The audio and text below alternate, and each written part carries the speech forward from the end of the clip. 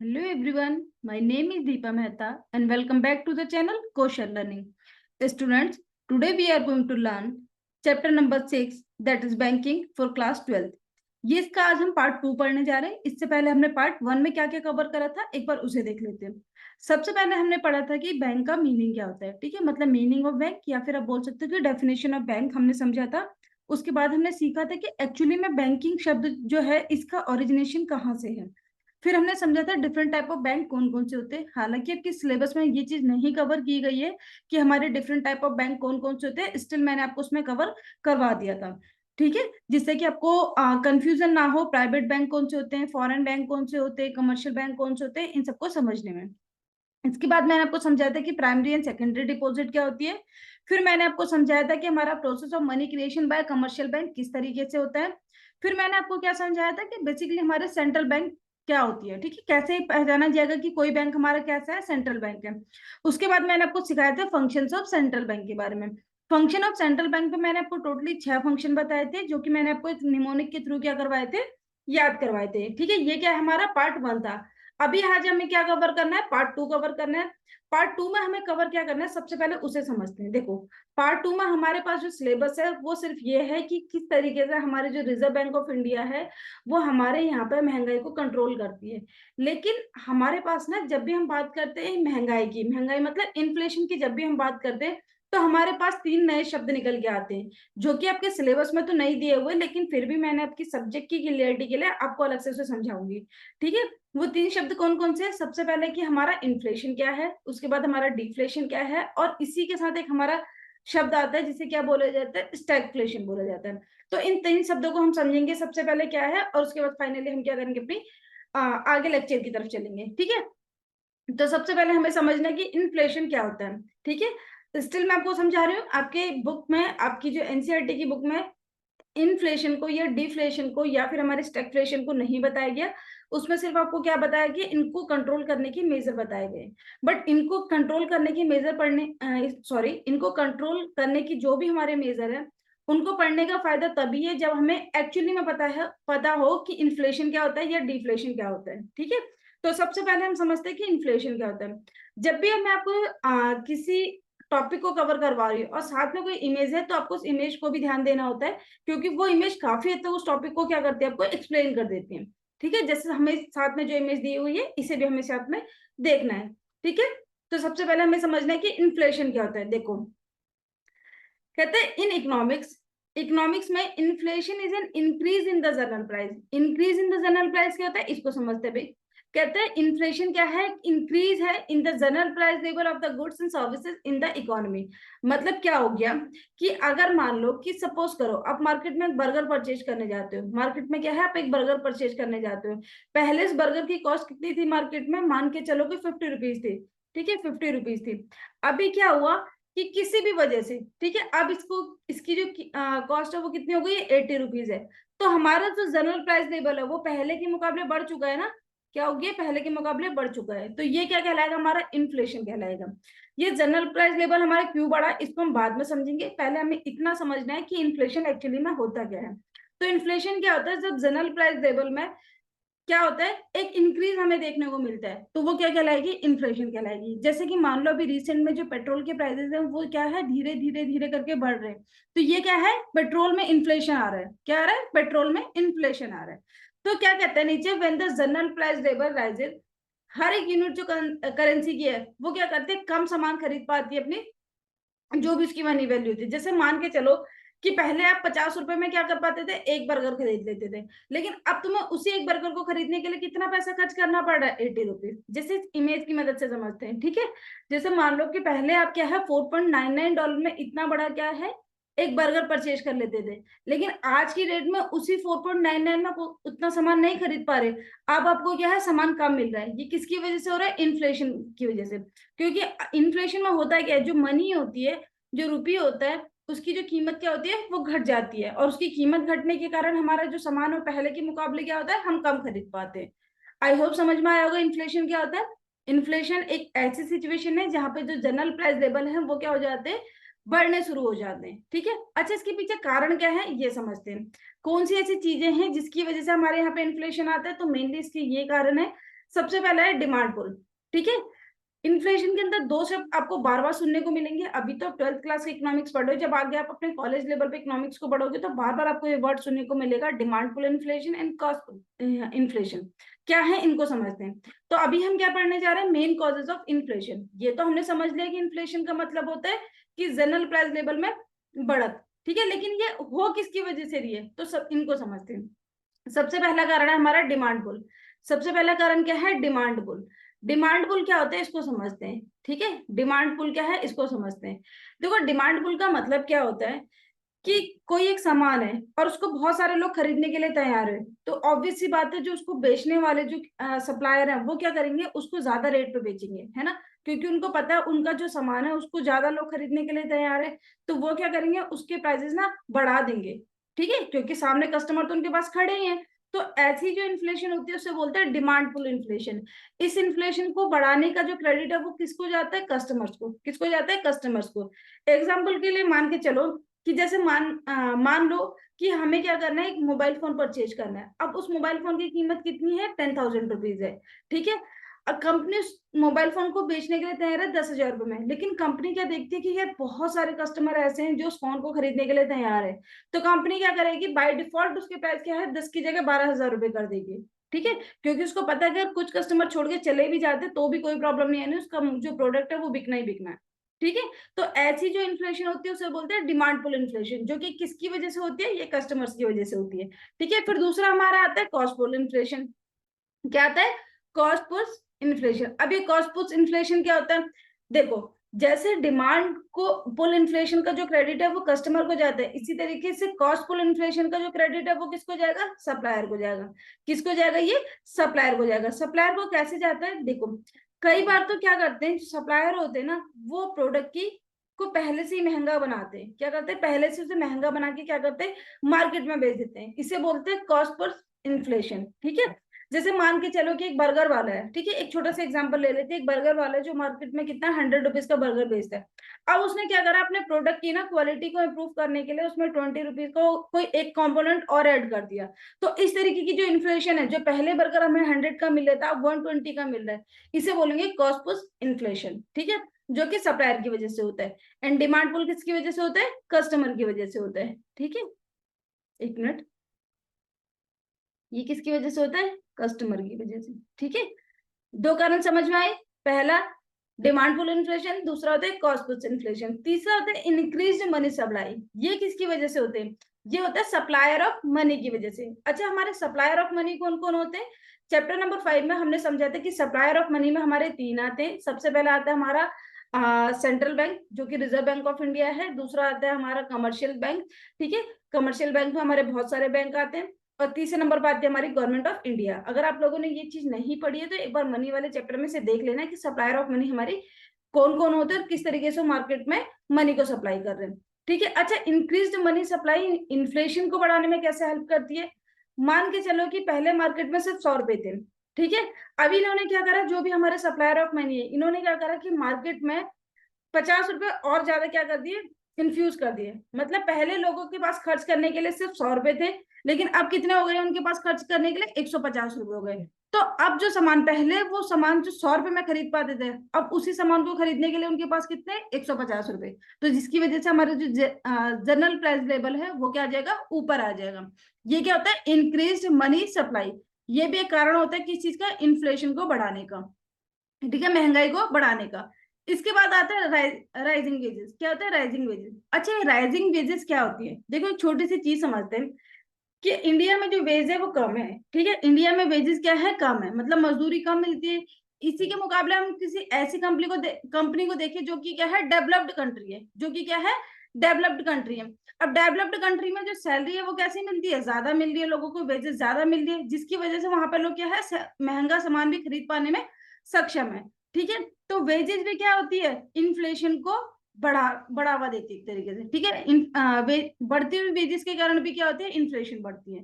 ठीक है, जैसा आपने देखा होगा कि जो कंट्री, जहां पे क्या है, जो डेवलप्ड कंट्री है वहां पे सामान महंगा है, वहां पे इन्फ्लेशन ज्यादा है। जैसे कि मान लो कि यूएसए मान लो, जैसे ब्रिटेन मान लो, जर्मनी मान लो, जापान मान लो, ये सारी की सारी कंट्री है जहाँ पे महंगाई ज्यादा है। क्यों, क्योंकि वहां पे वेजेस ज्यादा है।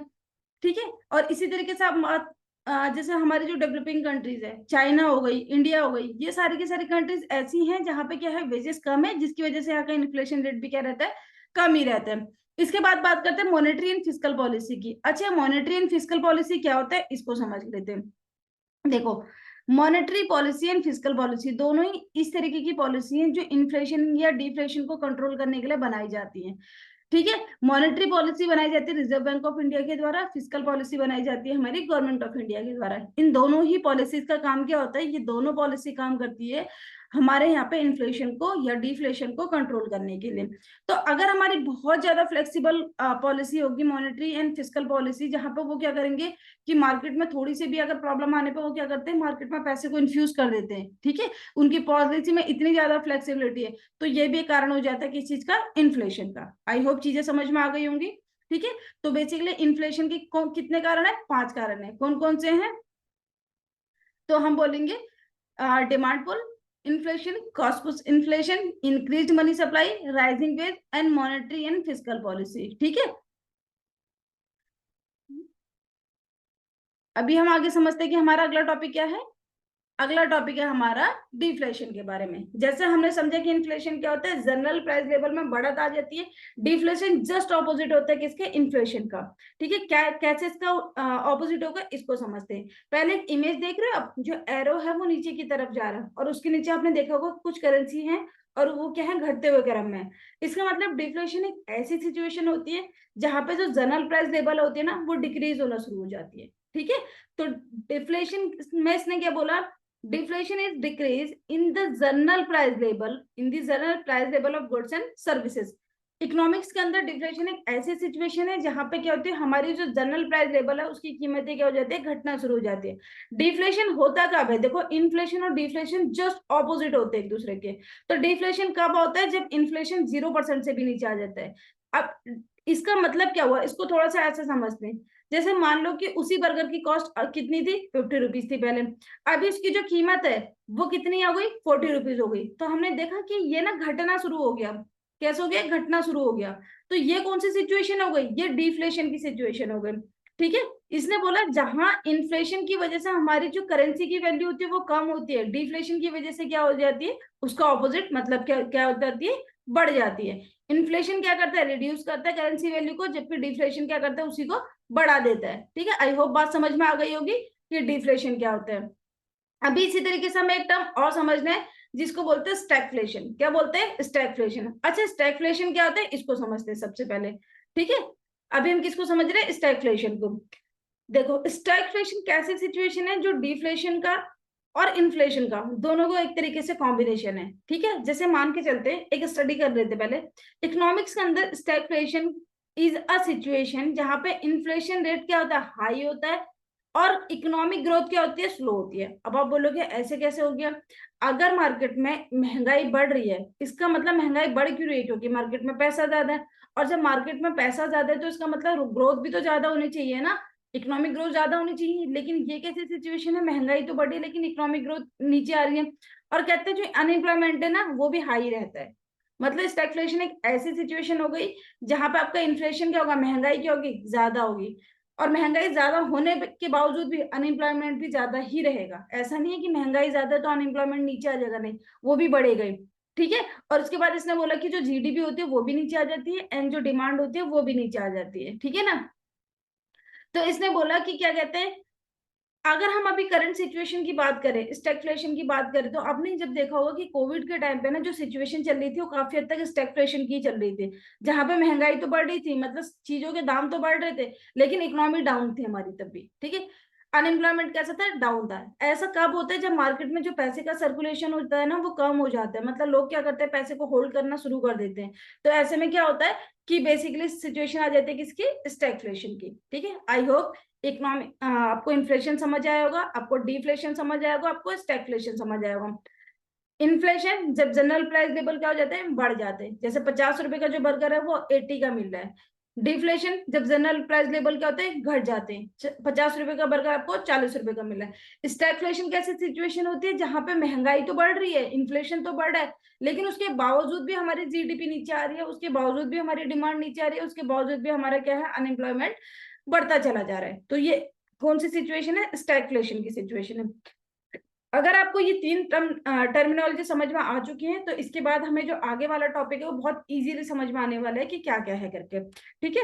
अच्छा, बीइंग अ कॉमर्स या बीइंग एन इकोनॉमिक्स स्टूडेंट, आपको ये आगे का जो पूरा लेक्चर है वो बहुत अच्छे से पता होना चाहिए। ठीक है, एक इकोनॉमिक्स के स्टूडेंट को पता होना चाहिए कि हमारी जो इकोनॉमी है या हमारी जो आरबीआई है वो किस तरीके से काम करती है। ठीक है, और हो सके तो इसमें जितने भी हमें इंस्ट्रूमेंट दिए हुए हैं उनको हाथों हाथ आप क्या करो, उनके रेट्स को रिवाइज करो और उनको क्या है, उनकी टर्मिनोलॉजी को रिवाइज करो कि वो किस तरीके से है। ठीक है, एग्जाम में यहाँ से क्वेश्चन आपका डेफिनेटली आने वाला है, चाहे वो किसी भी एक टर्मिनोलॉजी को पूछे या फिर एक लॉन्ग आंसर बना के आपसे पूछ ले, लेकिन पूछेगा जरूर। ठीक है एग्जामिनर। चलो समझते हैं। सबसे पहले इसने बोला control of money supply. Money supply कौन करता है हमारे यहाँ पे? मैंने भी बताया था सप्लायर ऑफ मनी में तीन होते हैं हमारे। सबसे पहले सेंट्रल बैंक, दूसरे नंबर पर गवर्नमेंट ऑफ इंडिया, तीसरे नंबर पर कमर्शियल बैंक। अब हमें ये देखना है कि हमारे यहाँ पे जो सेंट्रल बैंक है, मतलब जो हमारे यहाँ पे आरबीआई है, वो किस तरीके से हमारे यहाँ पे मनी सप्लाई को कंट्रोल करती है। तो इसने बोला जो सेंट्रल बैंक है ना, ये अडॉप्ट करते हैं वेरियस मेजर्स, बहुत सारे तरीके जिससे वो कंट्रोल कर सके सप्लाई ऑफ मनी को। अब आपने बोला कि ये कंट्रोल कर ही क्यों रही है? देखो, अगर ये मार्केट में मनी को कंट्रोल ना करे तो या तो बहुत ज्यादा मार्केट में पैसा आ जाएगा, या फिर ऐसा है कि लोगों के पास खर्च करने के लिए पैसा ही नहीं है, मतलब बहुत कम पैसा हो जाएगा। तो इसको एक बैलेंस बना के चलना पड़ता है कि मार्केट में कितना पैसा इन्फ्यूज करे कि मार्केट में क्या है, डिसइक्विलिब्रियम ना आए। ठीक है, तो इसके लिए ये दो तरीके के मेजर यूज करती है। पहला होता है क्वांटिटेटिव, दूसरा होता है क्वालिटेटिव।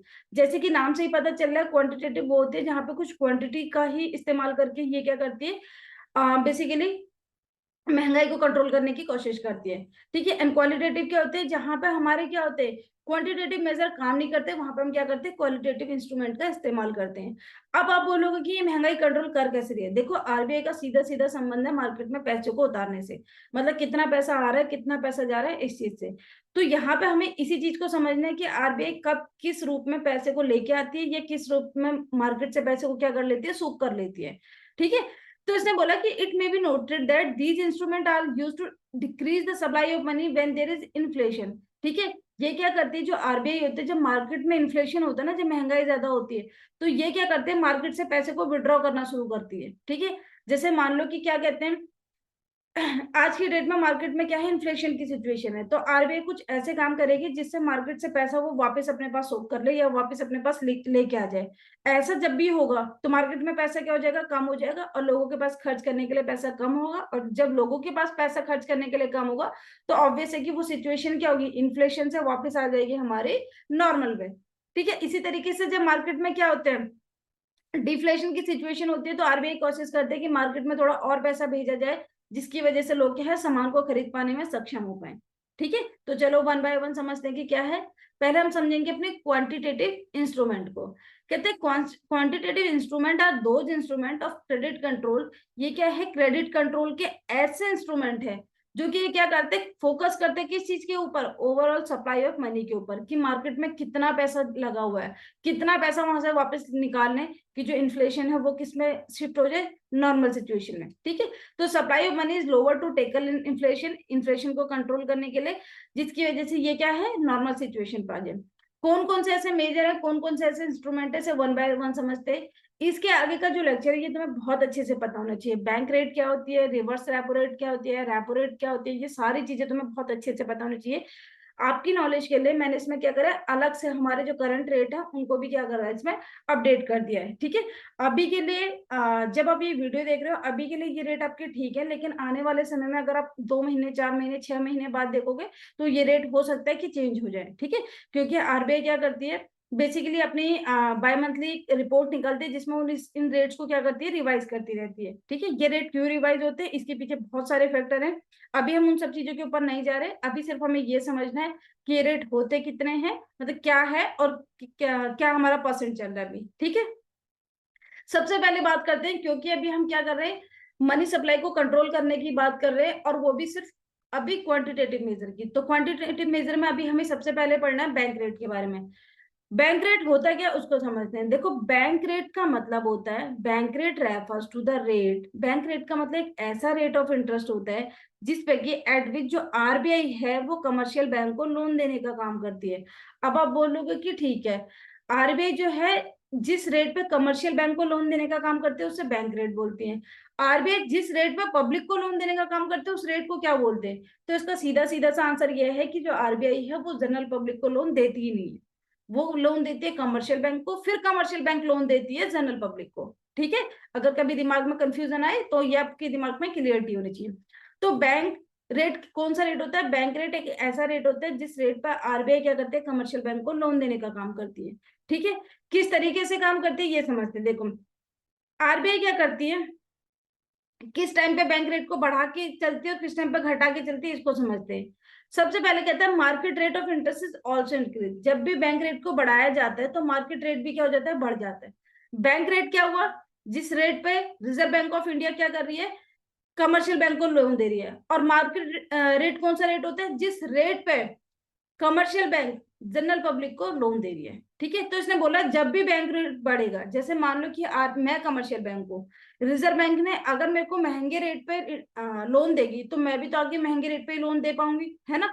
तो जब भी हमारा बैंक रेट बढ़ेगा उसी के साथ साथ हमारा क्या होगा, मार्केट रेट भी बढ़ जाएगा। उसी के साथ क्या बढ़ेगा, market rate of interest is also increase. कहते हैं इसी के साथ क्या होगा, कॉस्ट ऑफ कैपिटल भी बढ़ेगा। मतलब अब क्या हो गया, लोन महंगा हो चुका है। कहते हैं this lowers the demand for credit and therefore the supply of money tends to fall accordingly inflation is corrected. अब मैं तुम्हें से ना पिक्चर की मदद से समझाती हूँ। ठीक है, देखो सबसे पहले हमने बात करी कि जैसे मान के चलो कि हमारे यहाँ पे क्या है, ये रिजर्व बैंक ऑफ इंडिया है। ठीक है, ये क्या है, रिजर्व बैंक ऑफ इंडिया है। ये हमारे क्या है, कमर्शियल बैंक है। ठीक है,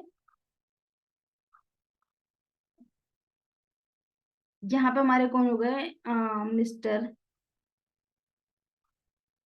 रोहित। ठीक है, अभी हमने क्या करा, आरबीआई क्या करती है, लोन देती है किसको, कमर्शियल बैंक को। किसको देती है, कमर्शियल बैंक को।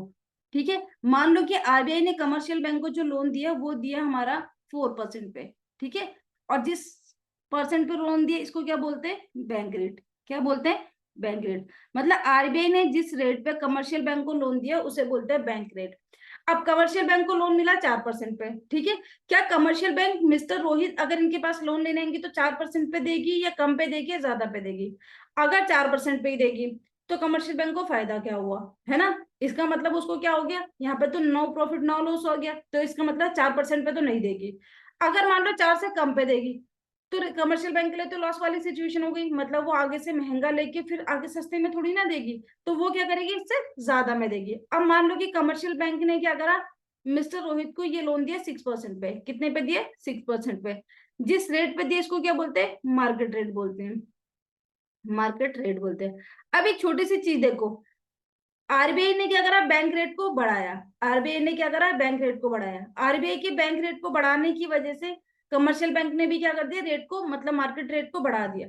मार्केट रेट के बढ़ते ही मिस्टर रोहित के लिए ये जो लोन है ये क्या हो गया, महंगा हो गया। क्यों, बिकॉज ऑफ इंटरेस्ट। इस इंटरेस्ट को क्या बोलते हैं, कॉस्ट ऑफ कैपिटल बोलते हैं। ठीक है, इसको क्या बोलते हैं, कॉस्ट ऑफ कैपिटल बोलते हैं। मतलब मार्केट रेट के महंगे होने से कॉस्ट ऑफ कैपिटल भी कैसी हो गई, महंगी हो गई। अब एक चीज बताओ, क्या मिस्टर रोहित इसे लेना पसंद करेंगे, नहीं। मिस्टर रोहित को लगेगा कि नहीं यार ये लोन तो मेरे लेना क्या है, महंगा हो रहा है। तो मिस्टर रोहित क्या करेगा, इस लोन को कोशिश करेगा कि इस लोन को वो ना ले।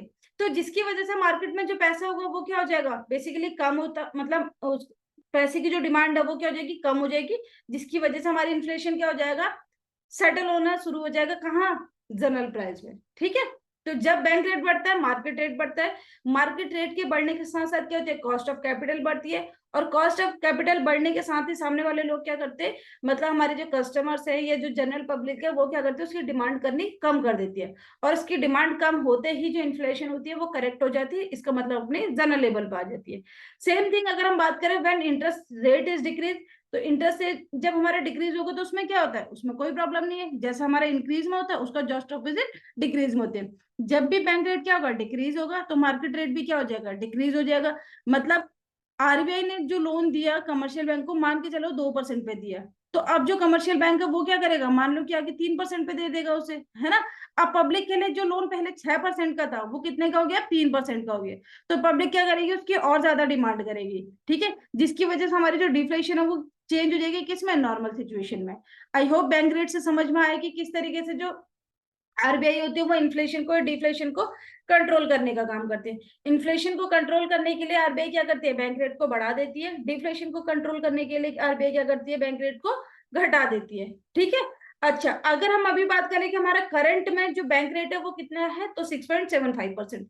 मतलब अगर आरबीआई लोन देगी, मान के चलो कमर्शियल बैंक को, तो किस रेट पे देगी, 6.75% पे वो क्या करेगी, लोन देगी। किसको, कमर्शियल बैंक को। आई होप समझ में आ गया होगा।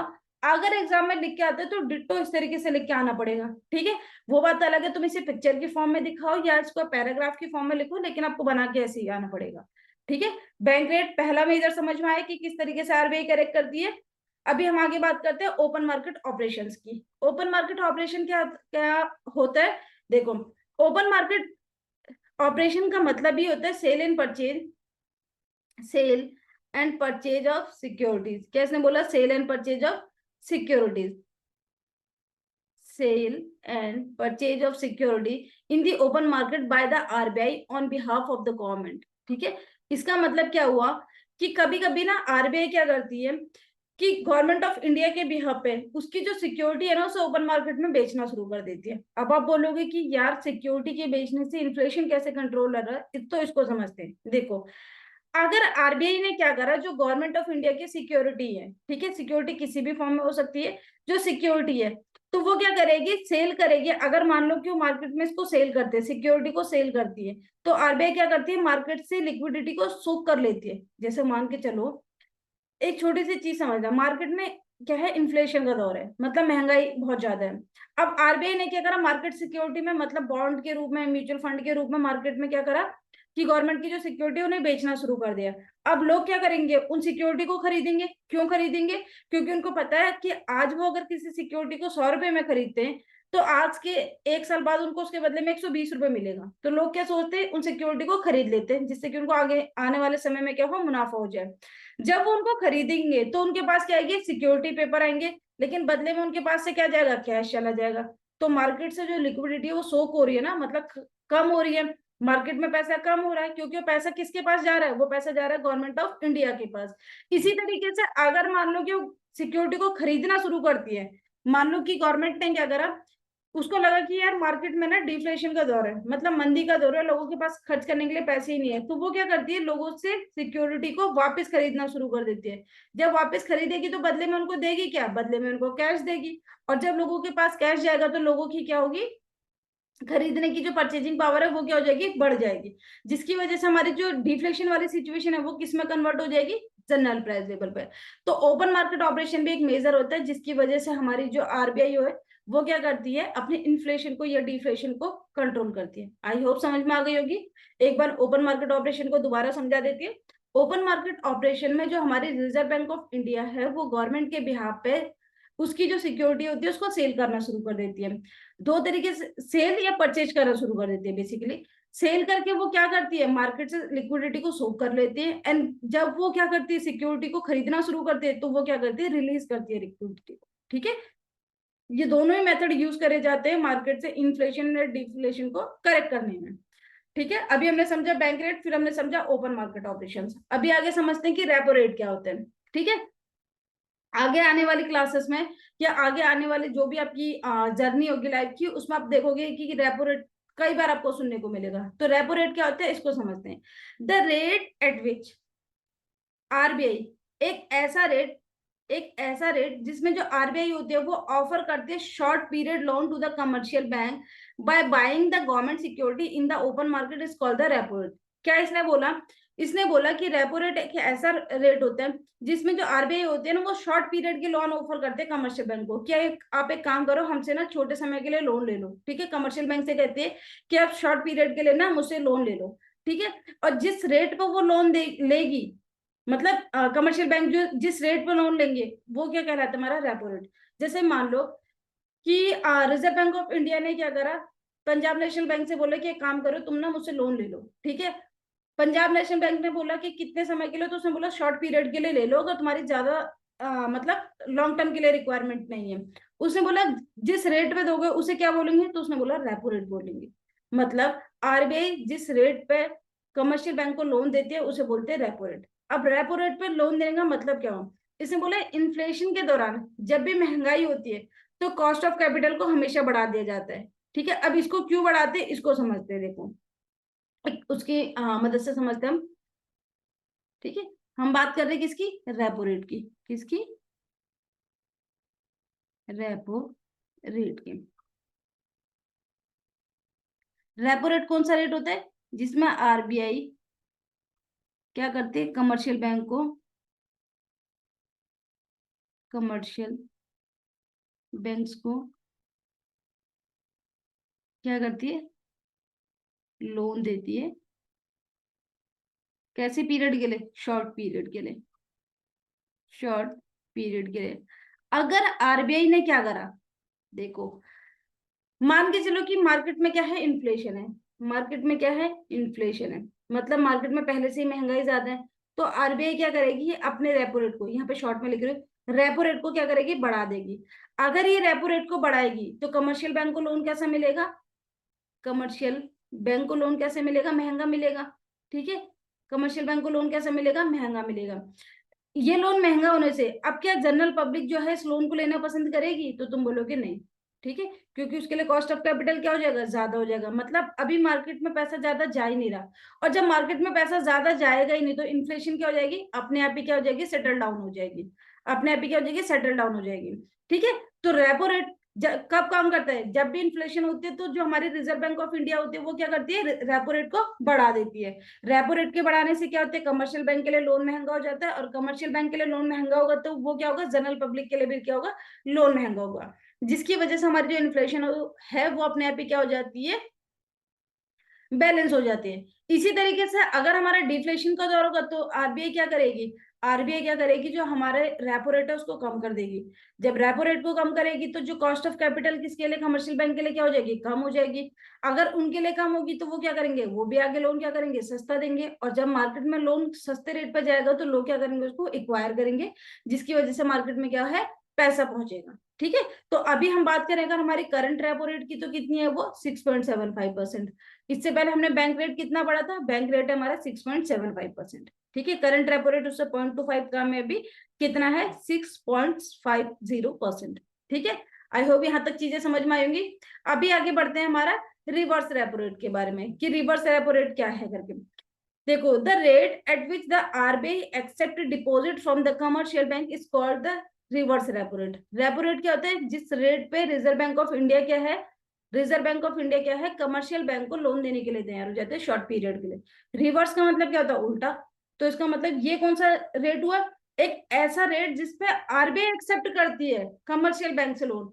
अब आप बोलोगे कि आरबीआई को क्या जरूरत पड़ गई लोन की, तो ऑब्वियस सी बात है, अपने यहाँ पे मार्केट में ये अपनी इंडियन इकोनॉमी में अपनी इन्फ्लेशन को, डिफ्लेशन की सिचुएशन को बैलेंस करने के लिए आरबीआई भी समटाइम क्या करती है, लोन लेती है। किससे, हमारे कमर्शियल बैंक से। तो एक ऐसा रेट जिसमें आरबीआई एक्सेप्ट करती है deposit from the commercial bank, एक ऐसा रेट जिसमें क्या करती है, आरबीआई एक्सेप्ट करती है डिपॉजिट किससे, कमर्शियल बैंक से, उसे क्या बोला जाता है, रिवर्स रेपो रेट। ठीक है, तो इसने बोला कि रिवर्स रेपो रेट को कम करना या ज्यादा करने का क्या क्या कारण होते हैं, या बेसिकली क्या क्या इनके कॉजेज होते हैं, तो इसको समझते हैं। सबसे पहले इसने बोला कि जब भी रिवर्स रेपो रेट क्या होता है, कम होता है, तो बैंक क्या होता है, डिस्करेज होते हैं to park their surplus fund with the RBI. मतलब देखो, अगर आरबीआई क्या बोलेगी कि भाई कमर्शियल बैंक से तुम मुझे लोन दे दो लेकिन कम रेट पे दो, तो जो बैंक है, कमर्शियल बैंक है, वो क्या होंगे, डिस्करेज होंगे। मतलब वो सोचेंगे कि यार आरबीआई को हम अपना पैसा क्यों ही दे, है ना। क्योंकि अगर हम आरबीआई को पैसा अपना देंगे तो हमें थोड़ा ही इंटरेस्ट मिलेगा, तो वो क्या करते हैं, डिस्करेज हो जाते हैं। तो वो क्या करते हैं, अपने जो पैसा है वो आरबीआई को ना देके किसको देते हैं, पब्लिक में देना शुरू कर देते हैं, जिससे मार्केट में क्या होता है, पैसे का फ्लो होता है, और डिफ्लेशन वाली सिचुएशन क्या हो जाती है, कंट्रोल हो जाती है।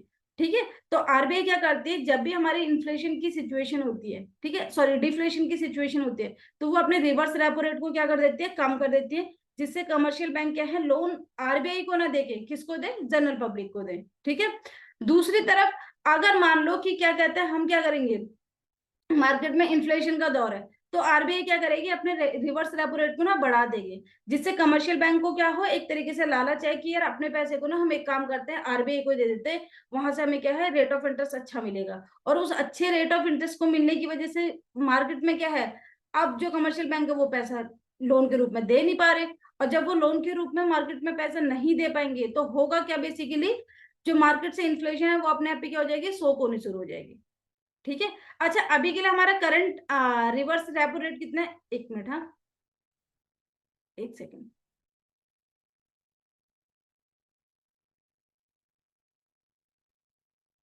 यहाँ पे एक छोटी सी मिस्टेक हुई है, यहाँ पे हमारा रेट ऑफ इंटरेस्ट इसको चेंज कर लेना है, ये हमारा 3.35%। अभी के लिए ये क्या है, कितना है हमारा, 3.35%। ठीक है, अभी हमारा करंट रिवर्स रेपो रेट है 3.35%। ठीक है, चलो आगे बढ़ते हैं हमारा। ठीक है, अभी तक हमने पढ़ा बैंक रेट के बारे में, ठीक है, फिर हमने पढ़ा ओपन मार्केट ऑपरेशंस के बारे में, रेपो रेट के बारे में, और उसके बाद हमने पढ़ लिया रिवर्स रेपो रेट के बारे में। अभी हमें पढ़ना है सीआरआर क्या होता है, ठीक है, कैश रिजर्व रेशियो क्या होता है। तो कैश रिजर्व रेशियो के बारे में बात करते हैं कि क्या है। ठीक है, तो सबसे पहले इसने बोला it refers to the minimum percentage of a bank's total deposit required to be kept with the RBI. क्या इसने बोला, इसने बोला कि जो बैंक है, सारे बैंकों का बैंक कौन है, रिजर्व बैंक ऑफ इंडिया। तो रिजर्व बैंक ऑफ इंडिया ने क्या बोला कि हर एक बैंक को कुछ कुछ परसेंट क्या है अपने टोटल डिपॉजिट का मेरे पास रखना है। अब इन्होंने बोला कुछ कुछ का मतलब क्या हुआ, मतलब हमें कैसे पता चलेगा कि कितना पैसा हमें आपके पास रखना है। तो आरबीआई ने बोला कि देखो ये रेट फिक्स नहीं है, ये थोड़े थोड़े समय में बदलता रहेगा, लेकिन अभी के लिए हमारा जो करंट कैश रिजर्व रेशियो है ये कितना है, 4.5% है। कितना है, 4.5%। ये एक ऐसा रेट होता है जहां पे क्या करना होता है, जो भी हमारा टोटल डिपॉजिट होता है उसका 4.5% हमें क्या है, आरबीआई के पास रखने। ठीक है, मतलब कम से कम, नॉट कम से कम, ये एक ऐसा मिनिमम परसेंट है जो हमें क्या करना है, अपना जितना भी टोटल डिपॉजिट है, मतलब आरबीआई कमर्शियल बैंक के पास जितना भी डिपॉजिट है उसका 4.5% किसके पास रखना है, हमें आरबीआई के पास मेंटेन करके रखना है। It is fixed by the RBI. It का मतलब यहाँ पे क्या हुआ, कैश रिजर्व रेशियो। कहते हैं ये आरबीआई के द्वारा फिक्स करा जाता है, और ये टाइम टू टाइम रेगुलेट भी करा जाता है, किसके द्वारा, आरबीआई के द्वारा, जिससे कि वो मार्केट में सप्लाई ऑफ मनी को इंश्योर कर सके कि सही सप्लाई हो पा रही है या नहीं। देखो, when the supply of money is to be increase, जब भी उसको सप्लाई ऑफ मनी को क्या करना होता है, मार्केट में बढ़ाना होता है, तो वो क्या करेगी, सीआरआर को क्या करेगी, घटा देगी। अब इसको समझते कि कैसे। देखो, इसको ऐसे समझते कि मान के चलो कि आपके पास 100 रुपीज है और आपको कौन हो, कमर्शियल बैंक हो, ठीक है, आपके पास 100 रुपीज है। अगर मैंने बोला कि आरबीआई ने बोला कि भाई देखो आपको क्या करना है, इसका ना 2% मेरे पास रखना है, तो आपके कितना देगा आरबीआई को, 2 रुपए। अब अगर आरबीआई को आपने 2 रुपए दिया, तो अब कमर्शियल बैंक के पास कितना बचा, कमर्शियल बैंक के पास बचे 98 रुपीज। अगर मान लो कि अगेन एक सिचुएशन है जहां पे हमारे पास कितना, 100 रुपीज। अभी आरबीआई ने क्या बोला कि नहीं, अब 2 की जगह मेरे को कितना दो, मान के चलो मेरे को 5 रुपीज दो। तो अब कमर्शियल बैंक के पास कितना बचा, 95 रुपीज। तो ये कहानी क्या हुई, ये वाली सिचुएशन काम करते हैं जब मार्केट में डिफ्लेशन होता है, ये वाली सिचुएशन काम करती है जब मार्केट में क्या होता है, इन्फ्लेशन होता है। अगर मार्केट में डिफ्लेशन चल रहा है तो आरबीआई क्या करेगी, सीआरआर को मतलब कैश रिजर्व रेशियो को कम कर देगी, जिसकी वजह से जो कमर्शियल बैंक है उनके पास क्या रहेगा, पैसा ज्यादा रहेगा लोगों को लोन देने के लिए, और वो क्या करते हैं, अपने ज्यादा लोन की वजह से मार्केट में ज्यादा पैसे को इन्फ्यूज कर पाते हैं। दूसरी सिचुएशन है इन्फ्लेशन की, जहां पे जो आरबीआई होती है वो क्या करती है कि अगर उसे लगता है कि मार्केट में ऑलरेडी पैसा बहुत ज्यादा है, तो वो क्या करते हैं, अपने सीआरआर को बढ़ा देती है। सीआरआर को बढ़ाने की वजह से होगा क्या, कमर्शियल बैंक के पास जो पैसा, रिमेनिंग पैसा है वो कम हो जाएगा, और उसको कम होने की वजह से मार्केट में पैसा क्या कम इन्फ्यूज हो पाएगा, जिसकी वजह से हमारी जो इन्फ्लेशन है वो क्या हो जाती है, कंट्रोल हो जाती है। आई होप आपको कैश रिजर्व रेशियो समझ में आया होगा कि क्या होता है। ठीक है, एक ऐसा टोटल डिपॉजिट का एक ऐसा हिस्सा जो क्या करना पड़ता है, कमर्शियल बैंक को रिजर्व बैंक के पास होल्ड करके रखना पड़ता है। ठीक है, अभी हमने सीआरआर समझ लिया, अभी हमें एक टॉपिक समझना है, एसएलआर। ठीक है, स्टैट्यूटरी लिक्विडिटी रेशियो क्या होता है, इसको समझना बहुत ज्यादा जरूरी है, एग्जाम में कई बार आ जाता है कि एसएलआर क्या होता है, ये बताओ करके। तो कहता है हर एक बैंक को रिक्वायर मतलब मेंटेन करके रखना पड़ता है एक फिक्स परसेंट अपने पास। ठीक है, अभी तक तो वो जो हमारा सीआरआर था वो किसके पास था, आरबीआई के पास। एसएलआर क्या होता है, बैंक की खुद के पास। तो इसने बोला कि हर एक बैंक को एक फिक्स परसेंटेज मेंटेन करके रखना पड़ता है अपनी एसेट का in the form of liquid asset. SLR को मेंटेन क्यों करके रखना पड़ता है, देखो एसएलआर को मेंटेन इसलिए करके रखना पड़ता है, अगर कल को मान लो बहुत सारे कस्टमर अपना डिपॉजिट एक साथ लेने आ जाए, तो कम से कम आपके पास रिजर्व में पैसा तो होना चाहिए ना, आप उससे ये तो नहीं बोल सकते कि हमारे पास पैसा ही नहीं है करके। ठीक है, तो इसने बोला कि हर एक बैंक को मेंटेन करके रखना होता है एक fix percent of asset in the form of liquid asset, जिसको एसएलआर बोला जाता है। इसने बोला लिक्विड एसेट का मतलब कैश होता है, गोल्ड होता है और अन इनकम्बर्ड अप्रूव्ड सुसाइड सिक्योरिटीज होता है। ठीक है, तो इसने बोला कि जो एसएलआर है ये भी आरबीआई के द्वारा ही फिक्स करा जाता है, और ये भी किस चीज के लिए यूज करा जाता है, मार्केट में इन्फ्लेशन को या डिफ्लेशन को कंट्रोल करने के लिए। कब इसे घटाया जाता है, कब इसे बढ़ाया जाता है, जिस तरीके से सीआरआर काम करता है सेम तरीके से हमारा क्या होगा, एसएलआर काम करेगा। कैसे? अगर मार्केट में डिफ्लेशन है तो हम क्या करेंगे, एसएलआर को कम करके रखेंगे, क्योंकि मान के चलो कि मार्केट में डिफ्लेशन है, 100 रुपए मेरे पास है, मैं मतलब बैंक के पास, कमर्शियल बैंक के पास 100 रुपए, और मार्केट में डिफ्लेशन मतलब मंदी का दौर है, तो वो क्या करेंगे, इस रेट को कम करके रखेंगे। डिफ्लेशन है, बैंक के पास कितना है, 100 रुपीज है। ठीक है, एसएलआर को क्या करके रखेंगे, एसएलआर को करके रखेंगे, ये कमर्शियल बैंक है। ठीक है, एसएलआर को क्या कर देंगे, कम कर देंगे। ठीक है, एसएलआर को क्या करेंगे, कम करेंगे। कम क्यों करेंगे, मैंने बोला कि 10% मेंटेन करके रख दे, तो कमर्शियल बैंक अपने पास कितना रखेगा, 10 रुपए, बचा कितना, 90 रुपए। अब वो 90 रुपए को मार्केट में लेके जा सकता है। अगर मान लो कि हमारे यहाँ पे इन्फ्लेशन का दौर है, तो इसी रेट को क्या करेंगे, बढ़ा देंगे, 100 रुपीज है, बढ़ा के रख देंगे। अभी कितना है उनके पास, बस 80 रुपए। इस बार उनके पास सिर्फ मार्केट में लोन देने के लिए कितना पैसा है, 80 रुपए। ठीक है, तो जब भी डिफ्लेशन का दौर होता है एसएलआर को कम कर दिया जाता है, जब भी इन्फ्लेशन होता है एसएलआर को बढ़ा दिया जाता है, जिससे कि मार्केट में जो सप्लाई ऑफ मनी उसको कंट्रोल किया जा सके। ठीक है, आई होप बात समझ में आ रही होगी। ठीक है, थोड़ी सी टेक्निकल टर्म्स है बट समझ जाओगे तो ठीक है। ठीक है, तो करंट स्टेचुटरी लिक्विडिटी रेशियो अभी हमारा कितना है, 18%। मतलब बैंक को हर एक 100 रुपए में 18 रुपए अपने पास क्या है, स्टेचुटरी लिक्विडिटी रेशियो के रूप में क्या है, मेंटेन करके रखना पड़ता है। ये कुछ तरीके थे जो कि किसके अंदर कवर होते हैं, हमारे क्वांटिटेटिव इंस्ट्रूमेंट के अंदर। अब हम बात करते हैं qualitative instrument of credit control के बारे में। इसने बोला कि क्वालिटेटिव इंस्ट्रूमेंट वो इंस्ट्रूमेंट होते हैं जो कि क्रेडिट कंट्रोल करते हैं। ठीक है, विच फोकस सेलेक्टेड सेक्टर्स पे ये फोकस करते हैं। ठीक है, ये क्या करते हैं, सेलेक्टेड सेक्टर्स पे फोकस करते हैं, जिससे कि हमारे यहाँ पे मार्केट में इन्फ्लेशन को डिफ्लेशन को कंट्रोल करा जाए। इसने बोला ये जो इंस्ट्रूमेंट है इनको यूज करा जाता है इंक्रीज और decrease the supply of money. Obvious सी बात है, हमने लेक्चर के स्टार्टिंग में ही समझा था कि क्वालिटेटिव हो या क्वांटिटेटिव हो, दोनों का ही काम क्या है, मार्केट में लिक्विडिटी को कंट्रोल करना, रेगुलेट करना, मैनेज करना। इसने बोला ये ऐसे सेक्टर होते हैं जो कि प्रिंसिपल सोर्स होते हैं इंस्टेबिलिटी के, मतलब जहां से क्या है, मार्केट में जो सप्लाई ऑफ मनी है ना, इंस्टेबिलिटी आती इन वजह से। तो अगर हम क्वालिटेटिव इंस्ट्रूमेंट में देखें, हमें बेसिकली 3 पढ़ने हैं। सबसे पहले है मार्जिन रिक्वायरमेंट। मार्जिन रिक्वायरमेंट क्या होता है, इसको थोड़ा ना ध्यान से समझना। मैं पूरी एक बार रीडिंग लेके तुम्हें समझा देती हूँ। ठीक है, इसने बोला the margin requirement refers to the difference between the current value of the security offered for loan and the value of loan granted. इसको एग्जांपल से समझते हैं। कहता है मान लो एक आदमी ने क्या करा है, एक a person mortgage his house worth rupees 1 crore with the bank for a loan of 80 lakh. The margin requirement in the case would be 20 lakh.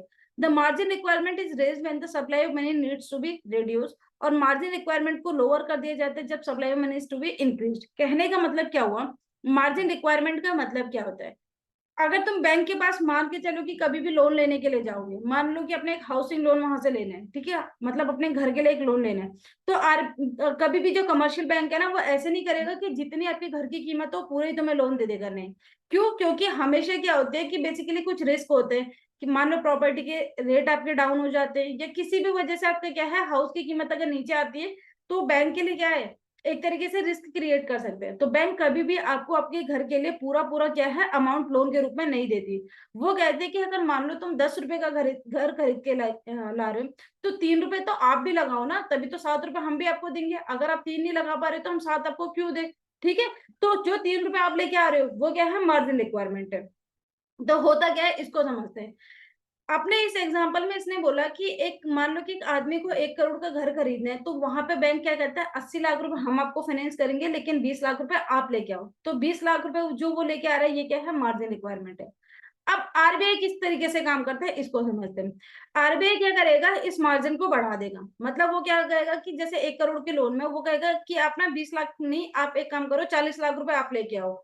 जब उसको मार्केट में क्या करना होता है, पैसे को रिड्यूस करना होता है, मतलब सप्लाई ऑफ मनी को रिड्यूस करना होता है।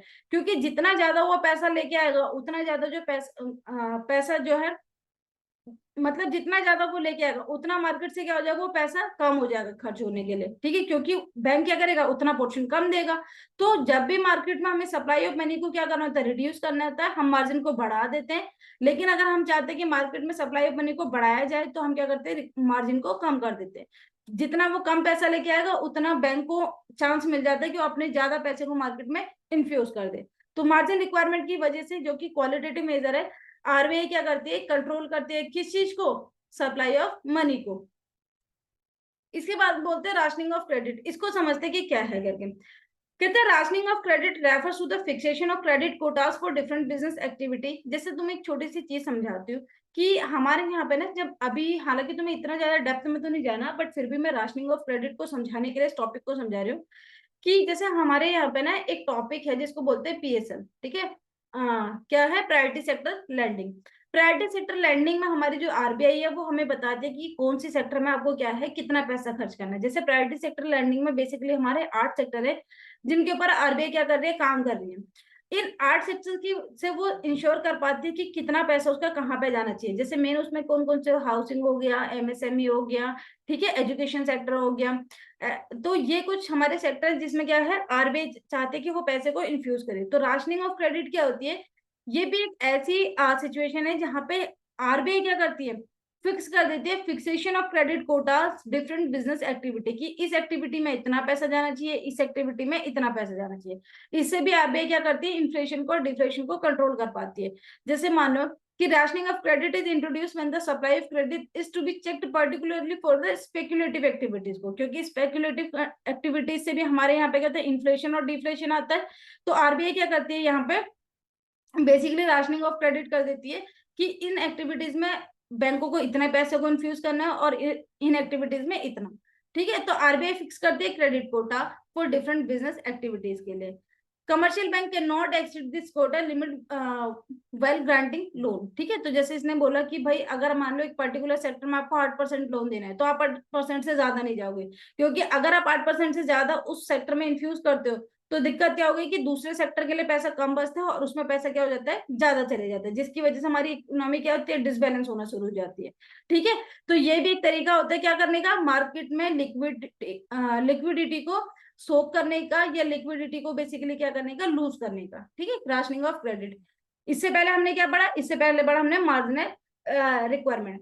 इससे आगे हमारा क्या आता है, इसके आगे आता है हमारा मोरल सुसेशन। इसको क्या बोलते हैं, it is like rendering an advice. मतलब यहाँ पे आरबीआई कुछ नहीं कर रही, सिर्फ क्या करते हैं, कमर्शियल बैंक को एडवाइस देती है कि तुम्हें इन्फ्लेशन में किस तरीके से काम करना चाहिए या डिफ्लेशन में किस तरीके से काम करना चाहिए। तो मोरल सुसेशन जैसे कि नाम से ही पता चल रहा है कि यहाँ पे नैतिकता की बात करी जाती है, जहाँ पे जो आरबीआई होती है ना, वो कमर्शियल बैंक को क्या करती है, डायरेक्टिव इशू करती है। डायरेक्टिव में वो क्या बोलती है, बैंक को एडवाइस करती है कि जब भी इन्फ्लेशन का दौर होगा, महंगाई का दौर होगा, तो आपको रेस्ट्रिक्ट करना है लोन को। लेकिन जब भी डिफ्लेशन का दौर होगा, तो आपको क्या रहना है, लिबरल रहना है। जैसे कि मान के चलो, अभी जब कोविड की सिचुएशन आई थी, तो कोविड की सिचुएशन के टाइम पे जो गवर्नमेंट थी वो बहुत ज्यादा लिबरल हो गई थी। वो लोगों को क्या कर रहे थे, जो हमारे स्ट्रीट वेंडर है उनको लोन देने का, या 10,000 की, 20,000 की, क्या है बेसिकली फंडिंग देने का, से वो क्या कर रही थी, बेसिकली प्रमोट कर रही थी, है ना, कि जिससे क्या है, मार्केट में जो पैसा है उसका इन्फ्यूजन। तो इसको बोलते हैं मॉरल सुसेशन। तो बेसिकली अगर हम बात करें, हमारी जो क्वांटिटेटिव मेजर है उसमें 6 है, और जो हमारी क्वालिटेटिव मेजर है उसमें हमें 3 पढ़ने थे। 3 कौन कौन से हो गए, हमारा rationing of credit, marginal requirement, और उसके बाद क्या हो गया हमारा मोरल सुसेशन। यहाँ पे हमारा जो चैप्टर है ये क्या हो जाता है, एंड हो जाता है, ठीक है। अब हम इसमें एक बार फटाफट रिवाइज मार लेते हैं कि हमने क्या है, पार्ट 1 में क्या पढ़ा, पार्ट 2 में क्या पढ़ा। पार्ट 1 में क्या पढ़ा, वो आप लोगों को पता है, मीनिंग हमने इसका पढ़ा था, ओरिजिन पढ़ा था, उसके बाद हमने पढ़ा था कि प्राइमरी डिपॉजिट क्या होती है, सेकेंडरी डिपॉजिट क्या होती है। उसके बाद हमने ये देखा था कि कमर्शियल बैंक किस तरीके से अपने लिए क्या है, पैसे का अरेंजमेंट करती है। उसके बाद हमने पढ़ा था सेंट्रल बैंक क्या होता है, और उसके बाद हमने पढ़ा था उसके फंक्शन क्या होते हैं, ठीक है। फंक्शन में मैंने तुम्हें एक निमोनिक बताया था 3BCL करके, जिससे आप उसको इजिली याद कर सको। फिर अभी हमने पार्ट 2 में इसका क्या पढ़ा उसको समझ लेते हैं। पार्ट 2 में सबसे पहले हमने पढ़ा कि इन्फ्लेशन क्या होता है। इन्फ्लेशन एक ऐसी सिचुएशन होती है जहां पे जनरल प्राइस लेवल में क्या हो जाते हैं, इंक्रीमेंट आ जाता है। इसके बाद डिफ्लेशन क्या होता है, जहां पे जनरल प्राइस लेवल क्या होते हैं, घटने शुरू हो जाते हैं। मेन इसके एक टॉपिक था बीच में कि हमारी जो इन्फ्लेशन होती है उसके बढ़ने के क्या कारण थे। उसके बढ़ने के बेसिकली 5 कारण है: demand pull inflation, cost push inflation, increase money supply, rising wages, monetary and fiscal policy के बारे में। फिर हमने पढ़ा था कि स्टैगफ्लेशन क्या होता है। स्टैगफ्लेशन एक ऐसी सिचुएशन होती है जहां पे इन्फ्लेशन के बढ़ने के बावजूद हमारी जीडीपी घट जाती है, हमारा अनएम्प्लॉयमेंट बढ़ता रहता है और हमारी डिमांड क्या होती है, नीचे आ जाती है। फिर हमने कंट्रोल ऑफ मनी में हमने पढ़ा था कि अगर हम देखें तो ब्रॉडली दो तरीके के हैं, क्वांटिटेटिव है एंड क्वालिटेटिव है। क्वांटिटेटिव में कौन कौन सी थी? पहला था हमारा बैंक रेट, उसके बाद था हमारा ओपन मार्केट ऑपरेशन, फिर था हमारा रेपो रेट, फिर था हमारा रिवर्स रेपो रेट, फिर था हमारा सीआरआर एंड देन एचएलआर। इसके बाद हमने क्वालिटेटिव मेजर में क्या पढ़ा था? मार्जिन ऑफ रिक्वायरमेंट, उसके बाद हमने पढ़ा राशनिंग ऑफ क्रेडिट, उसके बाद हमने पढ़ा मॉरल सुसेशन। यहाँ पे हमारे चैप्टर क्या होता है? एंड होता है। अगर आपको इस पूरे चैप्टर में कहीं पे भी किसी भी तरीके की कोई भी प्रॉब्लम हो तो आप प्लीज कमेंट सेक्शन के थ्रू से पूछ सकते हो कि यहाँ पे हमें क्या है, ये चीज नहीं समझ में आई। अगर मुझे ऐसा लगेगा कि हाँ वहां पे उस चीज को और ज्यादा एक्सप्लोर करने की जरूरत है तो मैं क्या करूंगी, इसकी एक सेपरेट वीडियो बना दूंगी। अगर मुझे लगेगा कि नहीं उसको कमेंट सेक्शन के थ्रू भी रिजॉल्व किया जा सकता है तो मैं उसे कमेंट सेक्शन के थ्रू आपको क्या है समझा दूंगी। ठीक है। और बाकी किसी भी तरीके की हेल्प के लिए आप मेरे को कमेंट सेक्शन में बता सकते हो। अभी के लिए thank you so much, tata bye bye.